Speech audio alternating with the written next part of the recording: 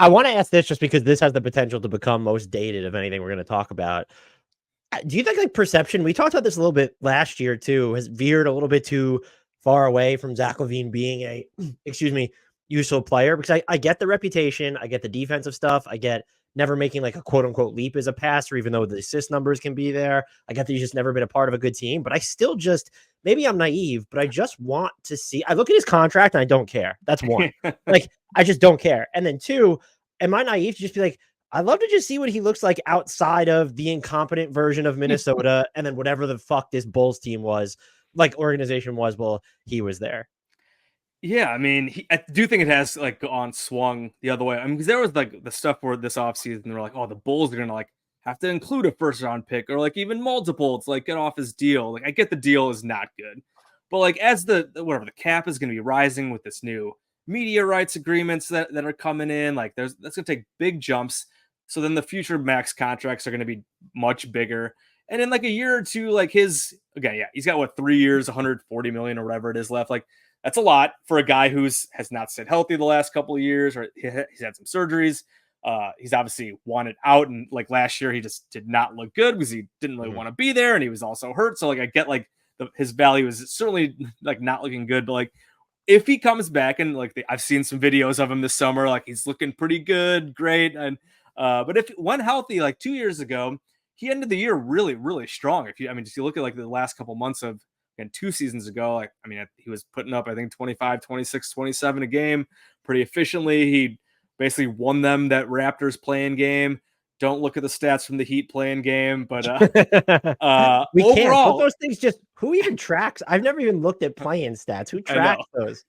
It was funny because that like Raptors playing game, I think he had like 30 some points, say the big comeback, and then the Heat game, he was like 3 of 15 from the field or something. That was almost like quintessential Zach, just like consistency not always there. But I mean, still, he was mostly consistent that second half of the year.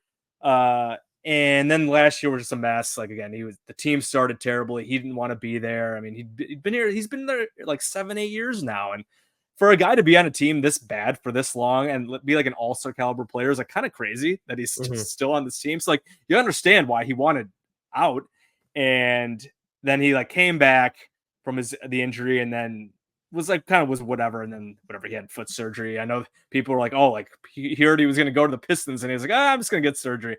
I don't think that's actually true, but I know people have their conspiracies. But long way of saying, I do think he's kind of underrated at this point. Like there's no way it should take like multiple picks to like get off of him. He's still useful. You send him to a lot of these teams, like he still can really help you as a really good shooter and a guy who can drive and score efficiently. I understand second apron and all the new CBA rules and like the team building stuff is a bit more difficult to take a guy who's making 45 million a year. And if he's like your third best player, I know that can be kind of tough, but I would still think you could at least make a value neutral trade for him. So like ultimately, like I do think some of the negativity towards Zach is over the top. I know you've also, I mean, there's also been the stuff that's like, oh, he's like hard to play with. Like I know there were rumors about him and DeMar not meshing that great, and like there was some stuff about him and Billy Donovan, like just that I think he was kind of, I know he got upset a couple years ago about him getting benched in crunch time. I was at that game and it was one of the worst games he's ever played. He absolutely deserved to be benched, but like there have been rumors that he's like kind of held that grudge against Billy. So like whatever, the stuff about, oh, maybe not the best teammate, not the most coachable, but I don't know. I mean, from most of the things you see, like he's kept a pretty good face during a lot of losing. He's been through a lot of losing in his career. Some of that is his fault. He is not an alpha guy. Like he's not a guy that's going to like raise your floor really high, but like I think he could raise the ceiling of some contenders. So like, that's why I was hoping like, oh, maybe if the teams missed out on maybe their top targets, they could turn to Zach LaVine. Clearly that hasn't happened yet. He's going to have to come back and show that he can still play this season. It will be interesting how he kind of fits into the roster, but yeah, we will see. It's definitely going to be something to watch. Would you mentioned like a net neutral trade where it's like if the Warriors, the Lakers are coming calling with just basically shorter term contracts or some expiring contracts, and maybe a Moses Moody is in there. In the Lakers case, like maybe nobody's. I don't even know if they would put Dalton Connect in there, but are you at the point where because of, I don't view Zach LaVine as like someone who could sabotage the development of others because he can do so much off the ball, but like just to ensure that the Bulls are kind of all in on the players that matter more to them long term, would you consider making a move like where you're just not getting a pick or the equivalent of a pick? Right. Like I would love to get a first, but I mean, based on how the league apparently views him, like it just doesn't seem like that might be realistic. I mean, maybe some team gets desperate. I mean, I would take, Moody, who's kind of like a young guy who maybe hasn't gotten the best opportunity. Maybe he can, in a rebuilding situation, maybe he can flourish. Like I would absolutely, yeah. If it was, I know, like, what was the rumor that was out there? Like the Bulls, it was like Zach for like CP3 and Wiggins, I think. And I think the Warriors turned it down. Was I think the rumor that was honestly, maybe the Warriors still thought they were going to get like Paul George or Larry Markkinen, but if the Bulls said we'll take, let's say GP2, Kevon Looney, Wiggins, and like if you had to include Moody in there, I think the Warriors are bonkers for not doing that personally. Yeah. One, because I'm a Moses Moody like diehard, and the fact that they just haven't really given him enough run, I just want to see him free. But yeah, if they said no to that, I think that's stupid too. So yeah. So yeah, but like to answer the question of the value neutral, yes. I think that just at this point they just need to part ways. Again, he's been on the team now 7-8 years, and like it's been 7 years. Oh my god. Yeah, I mean, how old are we? No, Jimmy Butler trade 2017. Like it's absolutely crazy. So like I think that just both sides just need the split. Again, Zach, he's been a pretty good soldier throughout all this time and all this losing.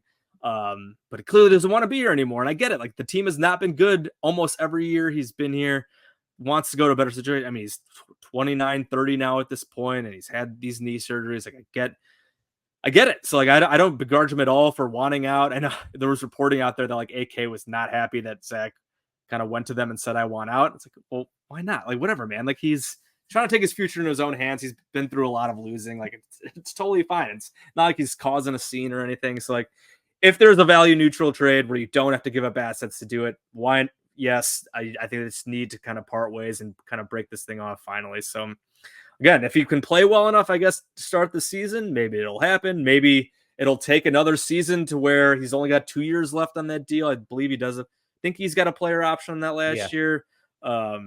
Maybe it will take another full season of showing that he's healthy. But if something comes to the table where, again, they're not giving up something like important for him, I think you just kind of got to move on. I don't have any strong thoughts about Vooch really. So I just do. a very simple answer. Who is more likely to be on this team past the trade deadline, Zach LaVine or Vooch? That's kind of tough. My strong thought is I just need Vooch gone because I can't stand watching him on the Bulls anymore. And just like, I feel like he's gonna kind of get in the way. Like you talk about how like Zach won't kind of like sabotage anything. Like I think Zach can theoretically fit in with what I think they would kind of want to play fast. Like, oh, here's Josh Giddey. We're going to have him just get out on the break and like pass the ball all over the place to Zach, to Kobe, and do all that. Vucevic, we know he's a plotter, wants his post touches. He hasn't shot well at all in the last few years. So like, just does not seem like he's a fit at all for what they're going for at this point. It's like, I just need him out of here. I'm sick of watching him play. Like he's obviously bad at defense too. Like he can still put up numbers. So ultimately, again, back to your question, like with Zach's contract, I do wonder if he's still going to make it through the season. And they do find Vooch, Vooch is making $20 million a year. He's got that third guaranteed year, which there's no hindsight at how bad that contract was when they signed it. I said when I saw it was 3 years, $60 million for Vooch, absolutely terrible when they signed it, proving to be true, especially this offseason when we see Jonas Valanciunas, who's around the same age, probably around the same quality player. He signed for basically half of that. Why you gave Vooch 3 years, $60 million, fully guaranteed when they were clearly could have like pivoted away from this roster. Absolutely insane. But for $20 million for if they could for a year and a half of Vooch with somebody who needs a big man, maybe trade for him. I could see maybe that over someone to take Zach's contract to so big. So I guess I would guess Vooch could be traded first, or like and Zach would make it through the year. It just seems, just based on all the reporting, like people, I can say Zach's underrated based on what people around the league seem to think of him. It seems like everyone does not want any part of Zach LaVine, and just I do wonder if the Bulls will not take a neutral trade. Maybe they would, but like if they're like going to be holding out for all, we need at least like one first round pick or like one good young player. Like And if no one just gives it to him, like he might have to play the full season. So I guess I kind of think both will end up being gone by this deadline. But I kind of think that Zach would have a better chance of making it there. I'll probably be totally wrong about that, but just how big that contract is and how people around the league just seem to feel about him. It's tough. I guess I just view it as, the view is not great of him, but it does feel like just because there have been teams that have been mentioned that there are at least suitors who are maybe waiting for the Bulls to lower their asking price. Whereas Vooch, I don't have a suitor for Vooch. Like this is just, I'm not saying he's a terrible player, but like I don't have the team. Like I just like you're not, if you're New Orleans who needs a big sure, but like why not have just kept Jonas Valanciunas on the money that he got rather than go out and trade for Vooch? And with the Vooch thing, something we've talked about, like looking at their roster, the Pelicans, like 1-to-1, there's just no trade the Pelicans and the Bulls can make. Like they have a bunch of high salary guys, and then there's like the one like mid-level contract that would like kind of match up to Vooch is like Herb Jones, and like obviously they're not trading Herb Jones for Nikola Vucevic. Like the other idea is like if they do end up trading Ingram, like can the Bulls get in on a 3-way trade and get Vooch to New Orleans? So like he'd be their big man, and whatever Ingram goes somewhere else. And there's some other salary involved, like maybe that. But yeah, why wouldn't they just re-sign Jonas for whatever? Mid-level, basically, basically the mid-level, 3 years, 30-some million, whatever it was, half of Vooch's annual salary. Like, why not just keep him? So like, and then like otherwise, where is he? I mean, I've thought about the Warriors for Vooch too. Like theoretically, like he's still a good passing big man. He can still rebound. Like he'd be better than Kevon Looney. Probably Looney kind of, I feel like it's kind of fallen off a bit. Yeah, he aged 20 years in one season. I don't know what happened. So like there might be a match there because the Warriors do have, I mean, obviously they got some of these young salaries. They have Looney. I can't remember what his salary is, but they have him that they could throw in. Peyton, I think, is making whatever 8-9 million. Like there might be. I know both teams. The Warriors are right up against the hard cap. The Bulls are right up against the tax. So like I know there's like some salary stuff that would have to like fit up just like perfectly to make it work. But I mean, maybe the Warriors, because the Warriors situation is just so interesting because of with Steph is still playing at a pretty high level, but they strike out on Paul George and Lauri Markkanen. Like they feel like they need to do something. Not that Nikola Vucevic would be that exciting, but again, I think like fitting in Kerr's system would make like as a good passing big man, a strong rebounder, just a guy with size, and they could another guy you can at least, I guess, kind of give the ball to and score not that efficiently, but maybe take a little pressure off Steph. But so like maybe then, but you look anywhere else and for like, I think I considered the Thunder at some point, but like they got Isaiah Hartenstein, so like that's off the table. Yeah, I don't know who else would want Vooch. So like, that is a problem when it comes to. I thought about the Spurs as like a backup big behind Wemby if the Bulls would take back Zach Collins or someone, but that's just a weird.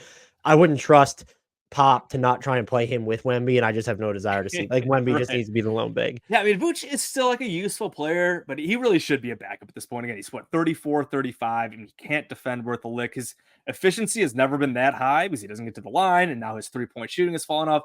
He puts up the great box score stats, so like kind of masks the ineffectiveness of him overall. So like he should not be playing 30 to 35 minutes a game anymore. That's without question. So like he could help someone as a backup, but again, he's making $20 million this year and $20 million guaranteed next year. So that also does make it tough. So this question is just like, no one wants really either of these guys. So like, Zach is clearly the better player and has a better chance. He's 3 or 4 years younger, has the better chance of helping a team, but that contract is twice as big. So it's just tough.